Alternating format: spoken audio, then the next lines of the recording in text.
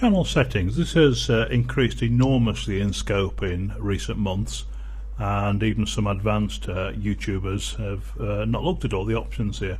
I'm going to start with features, and your screen will vary slightly from mine. I'm quite established within YouTube. I'm also with the full screen network there, which most people won't see. You'll see there's a separate video in this course about full screen and the advantages of that. But for the moment, yes, I'm full screen. I'm very happy there. What you always want to see here are greens.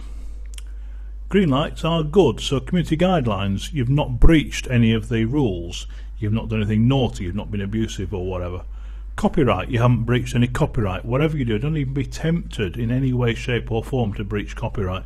I can't teach copyright in this course, there's a separate film a little bit about it, but at its simplest, if you breach the sanctions, you're likely to use your YouTube account.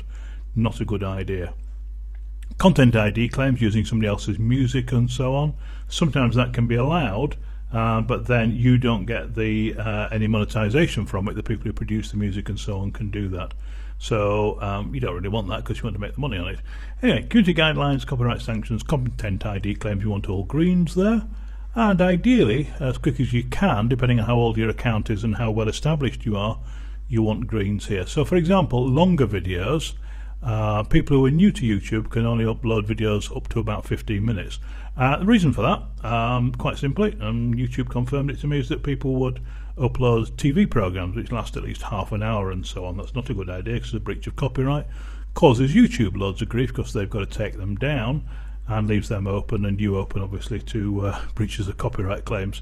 So once you're established for a while, you can get longer videos than 15 minutes, and there is in effect no upper limit to how long the videos are. The longest video I've got is 10.5 hours.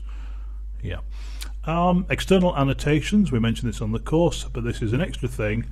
You can link annotations to external sites or merchandising partners. See the annotations part of my course on that to see that, but that's a great extra thing to have. You can link to other sites or to partners to sell t-shirts, your music if you're in a band and so on. Once your site is accepted and approved by YouTube and they're happy, rather than them suggesting which of the 3 thumbnails you can use, you get the chance to use your own. Subscriptions, I don't have this because I'm with full screen at the moment. I can have it if I want it, but this is where you can charge people to actually see your channel. So you charge a monthly fee. You decide what you want to charge. YouTube decide if that's fair enough, and they take around about 30% of that. It will vary slightly, but around about 30% is fine. They will collect the money every month. Only the people who are subscribed will be able to watch your channel. It hasn't worked anything like as well as YouTube would have liked. That said, it's still early days and they're still experimenting with it, and it still may well be the future of YouTube. It's something they keep on trying with. So I haven't got a green for that, but I don't want that anyways, and because I'm with full screen, I don't get that automatically. Content ID, this isn't the place to explain this, but Content ID, as I mentioned briefly earlier, is where you have some music or something from someone else, or somebody's you've used somebody else's music or a bit of footage or something you shouldn't have done that's their copyright, and this is an easy way of appealing that, and if you either get it taken down or lose your account, or you win the claim. Hopefully you win the claim, or hopefully you don't actually get it wrong in the first place. You don't do anything to break copyright.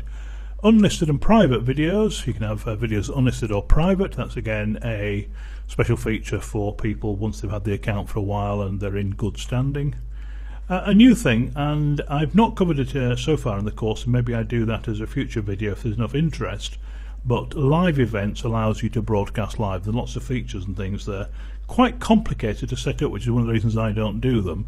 The countdown, the setup, and making sure the bandwidth and the codes and everything right is actually quite advanced, but this is something that you can do.